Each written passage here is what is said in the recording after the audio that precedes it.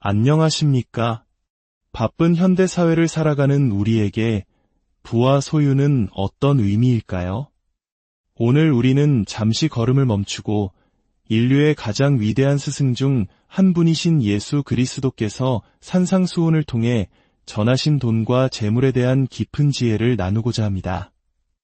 이 말씀이 여러분의 마음에 작은 울림을 준다면 잠시 시간을 내어 구독과 좋아요를 통해 이 은혜를 더 많은 분들과 함께 나누어 주십시오.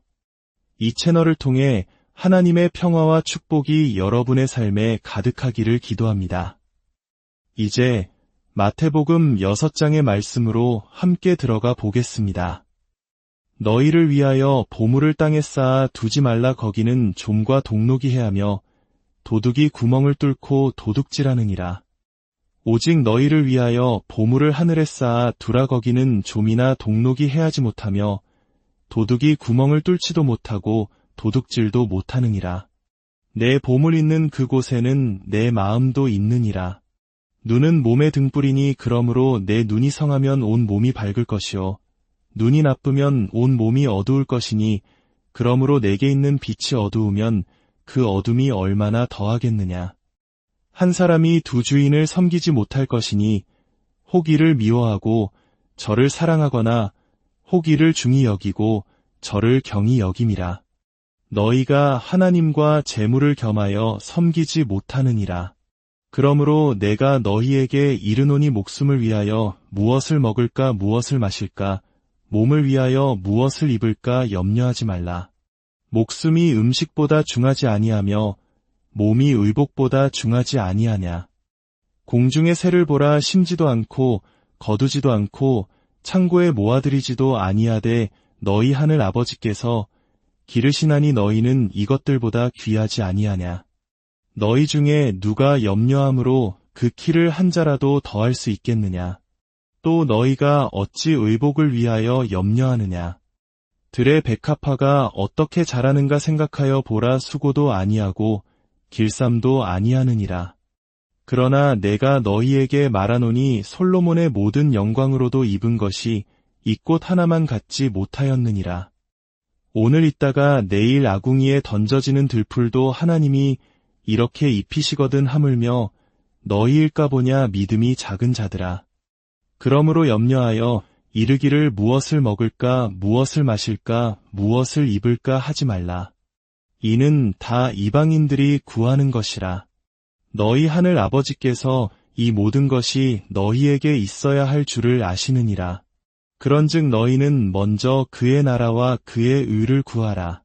그리하면 이 모든 것을 너희에게 더하시리라. 그러므로 내일 일을 위하여 염려하지 말라. 내일 일은 내일이 염려할 것이요 한날의 괴로움은 그날로 족하니라. 아멘. 이것은 하나님의 말씀입니다. 산상수훈은 예수 그리스도의 복음, 그 핵심 메시지를 우리 삶에서 실제로 살아낼 때 어떤 모습이 되는지를 보여주는 위대한 가르침입니다. 그리고 오늘 우리는 그 중에서도 돈과 소유라는 어쩌면 가장 현실적이고 민감한 주제에 도달했습니다. 예수님께서는 이 본문을 통해 돈에 대한 3가지 중요한 진실을 말씀하십니다. 첫째, 돈이 어떻게 우리를 지배하는가. 둘째, 돈이 왜 그런 힘을 가지는가. 그리고 마지막으로 우리가 어떻게 그 힘에서 벗어날 수 있는가. 이 3가지를 차례로 깊이 살펴보겠습니다. 먼저, 돈은 어떻게 우리 위에 군림하며 그 힘을 행사할까요? 많은 사람들이 이 본문을 읽으며 고개를 갸웃하게 만드는 구절이 있습니다. 바로 눈은 몸의 등불이라는 비유입니다. 뜬금없이 왜 눈 이야기가 나올까요? 앞뒤 구절은 모두 돈에 대한 이야기인데 말입니다. 그 의미는 사실 매우 간단합니다. 지금 우리가 밝은 방 안에 있다고 상상해 보십시오. 만약 우리의 눈이 건강하다면 우리는 그 빛을 받아들여 방 안을 자유롭게 거닐 수 있습니다. 어디에 길이 있고 어디에 장애물이 있는지 분간하며 넘어지지 않을 수 있죠. 하지만 눈이 멀었다면 어떻게 될까요? 방 안에 빛이 아무리 가득해도 온몸은 어둠 속에 갇힌 것과 같습니다. 빛을 받아들일 다른 신체 기관은 없기 때문입니다. 예수님께서는 바로 이 점을 지적하십니다. 누가복음 12장에서 예수님은 이 눈의 비유를 사용하시며 곧바로 이렇게 경고하십니다. 삼가 모든 탐심을 물리치라. 예수님께서 말씀하시는 것은 이것입니다. 탐욕, 즉 물질주의는 우리의 영적인 눈을 멀게 하는 특별한 힘을 가지고 있다는 것입니다. 그것은 우리가 세상을 보는 방식을 왜곡시키고 모든 것을 판단하는 기준을 흐리게 만듭니다. 마치 영혼의 백내장과도 같습니다. 한 가지 흥미로운 예시가 있습니다. 어느 목사님께서 매달 남성들을 위한 조찬 모임에서 7가지 죽음에 이르는 죄를 주제로 설교를 하고 계셨습니다. 교만, 시기, 분노, 정욕, 그리고 물론 탐욕도 그 목록에 있었죠. 그의 아내가 물었습니다. 사람들이 매달 설교 주제를 미리 알고 오나요? 목사님은 그렇다고 답했습니다. 그러자 아내가 예언처럼 말했습니다. 탐욕을 주제로 설교하는 달의 참석자 수를 잘 보세요. 분명 뚝 떨어질 거예요. 그리고 그녀의 말은 정확했습니다. 그날의 참석률은 역대 최저였습니다. 왜 그랬을까요? 사람들이 탐욕이라는 주제에 적대감을 가져서가 아니었습니다. 그들은 단지 그건 내 얘기가 아니야라고 절대적으로 확신했기 때문입니다. 이것이 바로 다른 죄들과 탐욕이 다른 점입니다. 그래서 예수님께서는 조심하라고 경고하셔야만 했던 것입니다. 예수님은 누구에게도 내가 가늠할지 모르니 조심하라고 말씀하실 필요가 없었습니다. 가늠하는 사람은 자신이 가늠하고 있다는 사실을 압니다. 하지만 탐욕은 스스로를 숨깁니다. 탐욕은 우리를 눈멀게 합니다. 수많은 세월 목회자로 일하며 저는 수많은 사람들의 죄 고백을 들어왔습니다. 분노, 쓴뿌리, 정욕, 교만, 모든 종류의 죄를 고백하러 찾아왔지만 제 기억에 단 한 번도 목사님, 저는 탐욕스럽습니다. 혹은 저는 물질주의에 빠져 있습니다. 라고 고백하러 온 사람은 없었습니다. 왜일까요? 우리는 스스로가 탐욕스러울 수 있다는 가능성 자체를 고려하지 않기 때문입니다. 우리 주변에는 항상 우리보다 더 사치스럽고 돈을 함부로 쓰는 친구나 친척이 한두 명쯤 있기 마련이죠. 그 사람과 비교하는 순간 우리는 스스로에게 면죄부를 줍니다. 저 사람에 비하면 난 아무것도 아니야. 만약 오늘 이 이야기를 들으시면서 이건 내 문제는 아니군이라고 생각하셨다면 그것이야말로 아주 위험한 신호일 수 있습니다. 나는 절대 그렇지 않다는 확신, 그것이 바로 이 죄의 가장 무서운 증상이기 때문입니다. 이 영적인 실명은 우리 삶의 구체적인 선택들에 영향을 미칩니다. 어떤 사람들은 자신이 사랑하는 일이나 잘하는 일, 혹은 사람들을 돕는 일이 아니라 오직 더 많은 돈과 사회적 지위를 얻을 수 있다는 이유만으로 직업을 선택합니다. 처음 5년, 10년은 아드레날린으로 버틸 수 있을지 모릅니다. 하지만 시간이 지나면 마음속에 깊은 공허함만이 남게 되죠. 왜 그런 선택을 했을까요? 그의 눈이 어두워졌기 때문입니다. 혹은 직장 생활 속에서도 마찬가지입니다. 많은 회사들이 이윤을 창출하는 과정에서 지역 사회를 해치고 환경을 파괴하며 사람들에게 상처를 줍니다. 그 회사에 다니는 사람들은 돈을 벌기 위해 마을을 망쳐야지 라고 생각하며 일할까요? 아닙니다. 그들은 그저 묻지 않는 것입니다. 그들은 애써 외면합니다. 우리 회사의 계약이, 우리 회사의 사업이 과연 사람들에게 도움이 되는지 아니면 해를 끼치는지 그 어려운 질문을 던지려 하지 않습니다. 알고 싶어 하지 않는 것, 그것이 바로 예수님이 말씀하신 영적인 눈멀미입니다. 마지막으로 물질주의는 우리 자신의 생활 방식에 대해 어려운 질문을 던지는 것을 막습니다. 특히 한국 사회처럼 비교 문화가 팽배한 곳에서는 더욱 그렇습니다. 우리는 끊임없이 주변 사람들과 자신을 비교합니다. 내 친구는 나보다 10배나 더 큰 집에 살고 저 동료는 나보다 훨씬 비싼 차를 탑니다. 그러다 보면 아무도 자신이 부유하다고 느끼지 못합니다. 수십억대 자산가도 수백억대 자산가와 어울리며 상대적 박탈감을 느낍니다. 그래서 우리는 묻지 않습니다. 내가 정말 이 아파트에 이렇게 많은 돈을 쓸 필요가 있을까? 이 옷에 이만큼의 돈을 쓰는 것이 과연 합당할까? 그 대신 우리는 즉시 우리보다 더 많이 쓰는 사람들을 떠올리며 스스로를 정당화합니다. 내가 조금만 더 검소하게 살았다면 내 돈을 교회와 가난한 이웃들, 내 친구들을 위해 훨씬 더 의미 있게 쓸 수 있지 않았을까? 이런 질문들을 우리는 생각조차 하려 들지 않습니다. 돈을 어떻게 벌고 어떻게 쓰는지에 대한 어려운 질문을 던지지 못하게 막는 것, 그것이 바로 돈이 가진 무서운 힘의 첫 번째 모습입니다. 그렇다면 두 번째 질문으로 넘어가 보겠습니다. 돈은 왜 그토록 강력한 힘을 가지는 걸까요? 그 해답은 내 보물 있는 그곳에는 내 마음도 있느니라는 유명한 구절에 담겨 있습니다. 이 말씀의 의미는 우리가 마음 깊은 곳에서 무엇을 가장 소중히 여기는지가 돈을 쓰는 방식을 통해 드러난다는 것입니다. 많은 사람들에게 돈은 자신의 가치를 증명하는 수단입니다. 특정 동네에 살고, 특정 식당에서 식사하고, 특정 브랜드의 옷을 입고, 특정 사회적 그룹에 속하는 것을 통해 우리는 스스로가 중요한 사람이라고 느낍니다. 경제적으로 우리보다 못한 사람을 볼 때 우리는 그저 저 사람은 나보다 돈이 적구나라고 생각하는 데서 그치지 않고 무의식적으로 저 사람은 나보다 못한 사람이구나라고 여기는 경향이 있습니다. 물론 의식적으로는 그렇게 생각하지 않으려 노력합니다. 가난한 사람들을 불쌍히 여기고 기부도 하지만 그 기저에는 우월감이 깔려있는 경우가 많습니다. 만약 우리가 그들과 똑같은 부모 밑에서 똑같은 환경에서 시작했다면 과연 우리가 그들보다 훨씬 나은 삶을 살고 있다고 장담할 수 있을까요?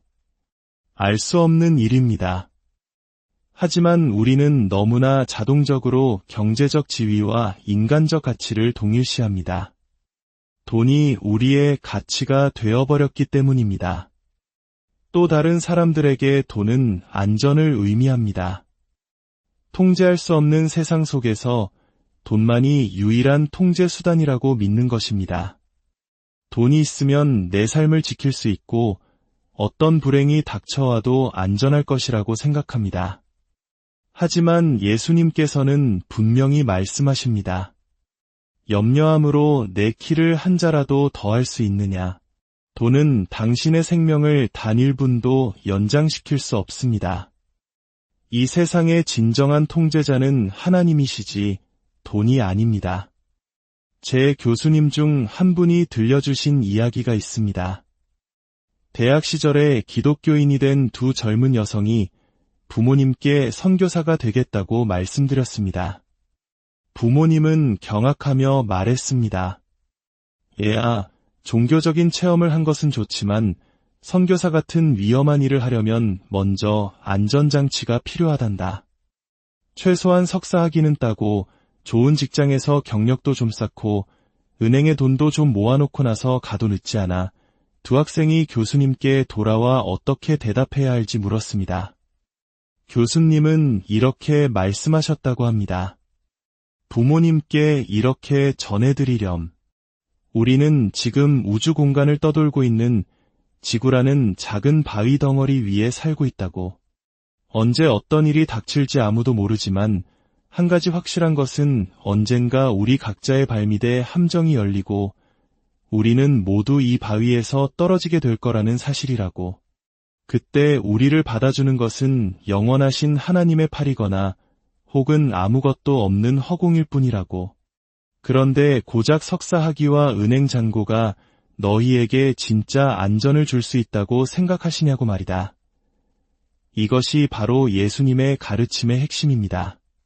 돈은 우리에게 가치를 주는 것처럼 보이지만 돈을 숭배하는 순간 우리는 아무도 좋아하지 않는 오만한 사람이 됩니다. 돈은 안전을 약속하는 것처럼 보이지만 죽음, 비극, 깨어진 관계 앞에서는 아무런 힘도 발휘하지 못합니다. 그렇다면 마지막 질문입니다. 우리는 어떻게 이 돈의 강력한 지배에서 벗어날 수 있을까요? 어떻게 진정으로 너그러운 사람이 되고 돈에 대한 염려에서 자유로워질 수 있을까요? 예수님은 말씀하십니다. 보물을 땅에 쌓아 두지 말고 하늘에 쌓아 두라. 이것은 단순히 착한 일을 하라는 도덕적 권고가 아닙니다. 이것은 우리 영혼의 중심에 있는 보물을 바꾸라는 근본적인 요청입니다. 우리 모두의 마음속에는 가장 소중히 여기는 보물이 하나씩 있습니다. 그 보물을 생각하면 가슴이 뛰고 이것만 있다면 내 인생은 성공이야. 이것만 있다면 나는 가치 있는 사람이야 라고 느끼게 하는 그거 말입니다. 어떤 이에게는 그것이 돈일 수 있고 어떤 이에게는 성공적인 경력, 사회적 명성, 혹은 낭만적인 사랑이나 가족일 수도 있습니다. 톨킨의 소설 반지의 제왕을 아십니까? 그곳에는 절대 반지가 등장합니다. 그 반지를 소유한 자는 누구든 그것을 나의 소중한 것이라고 부르며 그 힘에 예속됩니다. 예수님께서는 우리 영혼의 중심에도 바로 그 프레셔스가 있다고 말씀하십니다. 그리고 우리가 무엇을 보물로 삼든 우리는 그것의 노예가 됩니다. 우리는 그것을 얻기 위해 어떤 대가라도 치를 준비가 되어 있습니다. 세상의 모든 보물은 우리에게 이렇게 요구합니다. 나를 위해 죽어라. 하지만 예수님은 유일하게 이렇게 말씀하시는 보물입니다. 내가 너를 위해 죽었노라. 이것이 바로 돈의 권세를 깨뜨리는 유일한 길입니다. 다른 모든 보물들은 우리가 죽어서 그것을 사야 한다고 주장하지만 하늘의 유일한 보물이신 예수 그리스도께서는 당신이 죽어서 우리를 사셨습니다. 그분은 최고의 보물을 가지신 분이셨습니다. 그분은 만물의 주인이셨고 최고의 지위와 완벽한 안전을 소유하신 분이셨습니다. 그러나 그분은 이 땅에 오셔서 십자가 위에서 완전히 발가벗겨지셨습니다. 그분의 모든 소유물이 빼앗긴 것은 그분이 영적으로 모든 보물을 잃으셨다는 사실의 작은 그림자일 뿐이었습니다. 왜 그렇게 하셨을까요? 그분은 자신의 프레셔스, 즉 우리를 위해 죽으셨기 때문입니다. 예수님께서는 우리를 바라보시며 이렇게 생각하셨음이 틀림없습니다. 내가 저들을 얻을 수만 있다면 지옥에 가는 고통조차도 감수할 가치가 있다. 성경은 말합니다. 너희는 택하신 족속이여 왕같은 제사장들이여 거룩한 나라여 그의 소유가 된 백성이니. 그렇습니다. 우리가 바로 그분이 자신의 모든 것을 포기하고 얻으신 하나님의 보물입니다. 이 사실을 깨달을 때, 즉 그분이 모든 보물을 잃는 것을 감수하면서까지 우리를 자신의 보물로 삼으셨다는 것을 진정으로 알게 될 때 우리는 비로소 돈으로부터 그리고 세상의 모든 것들로부터 자유로워질 수 있습니다. 돈으로부터 자유로워졌다는 것을 어떻게 알 수 있을까요? 여기 3가지 시험대가 있습니다. 첫째, 당신은 부자들을 어떻게 대합니까? 많은 사람들은 부자들을 경멸하거나 질투합니다. 그들의 돈과 집을 보며 우월감을 느끼거나 분노합니다. 이것은 돈이 여전히 당신을 지배하고 있다는 증거입니다. 반대로 부자들을 보며 주눅이 들고 그들을 부러워한다면 그것 역시 돈이 당신 위에 군림하고 있다는 뜻입니다. 하지만 복음은 말합니다. 우리는 생각보다 훨씬 더 죄인이지만 동시에 감히 상상했던 것보다 훨씬 더 사랑받는 존재라고. 이 진실은 우리를 부자들 앞에서 교만하지도 비굴하지도 않게 만듭니다. 우리는 그저 그들을 사랑할 수 있게 됩니다.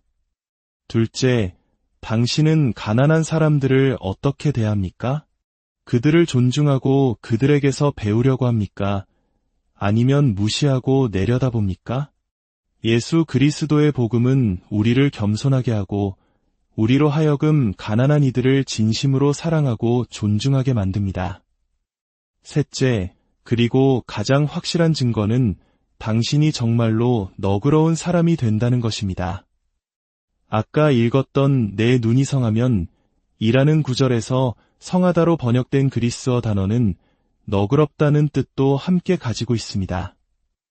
예수님을 자신의 보물로 발견한 사람은 너그러운 눈을 갖게 됩니다. 항상 자신의 친구, 이웃, 교회, 가난한 이들을 살피며 어떻게 하면 더 줄 수 있을지, 어떻게 하면 더 나눌 수 있을지를 기쁘게 고민하는 사람이 되는 것입니다. 그렇다면 얼마나 주어야 할까요? 성경은 종종 11조를 이야기합니다. 수입의 10분의 1을 드리는 것이죠. 이것은 우리가 복음의 은혜에 제대로 반응하고 있는지를 가늠하는 좋은 출발점입니다. 하지만 기억해야 합니다. 11조는 목표가 아니라 시작점입니다. 우리의 진정한 기준은 십자가입니다. 만약 예수님께서 자신의 피로 11조만 하셨다면 어떻게 되었을까요? 우리는 여전히 죄 가운데 있었을 것입니다. 그분은 모든 것을 주셨습니다. 그러므로 우리의 나눔에도 십자가가 있어야 합니다. 즉, 희생이 따라야 합니다. 만약 당신의 헌금이 당신의 생활 방식에 아무런 영향을 주지 않는다면 당신의 경제 생활에는 십자가가 없는 것입니다. 당신이 예수님께서 당신에게 하신 것처럼 그분께 반응하고 있지 않다는 뜻입니다. 초대 교회가 세상을 놀라게 했던 이유가 바로 이것이었습니다. 한 고대 문서는 당시의 기독교인들을 이렇게 묘사했습니다. 그들은 모든 이와 식탁을 나누지만 아무와나 침대를 나누지는 않는다. 세상 사람들은 자신의 몸은 아무에게나 허락하면서도 돈에는 인색했지만 기독교인들은 자신의 몸은 소중히 지키면서도 돈은 놀라울 정도로 아낌없이 나누었다는 것입니다. 어떤 사람들이 건강한 공동체와 도시를 만들었을까요? 대답은 분명합니다. 오늘 말씀을 마무리하며 기도합시다. 우리 삶의 주인이신 하나님 아버지, 우리가 땅의 헛된 보물이 아니라 하늘의 영원한 보물을 쌓는 지혜로운 자녀들이 되게 하여 주시옵소서. 당신의 아들 예수 그리스도께서 우리를 위해 모든 것을 내어주신 그 놀라운 사랑을 깊이 깨닫게 하시고 그 사랑에 감격하여 돈의 지배로부터 벗어나 참된 자유와 기쁨 속에서 나누며 살게 하옵소서. 우리의 눈을 뜨게 하사 부유한 자와 가난한 자 모두를 사랑하게 하시고 우리의 손을 펴서 너그러이 베푸는 삶을 살게 하옵소서. 이 말씀을 듣는 모든 이들의 삶 가운데 돈의 염려가 아니라 하늘의 평강이 가득하기를 우리 주 예수 그리스도의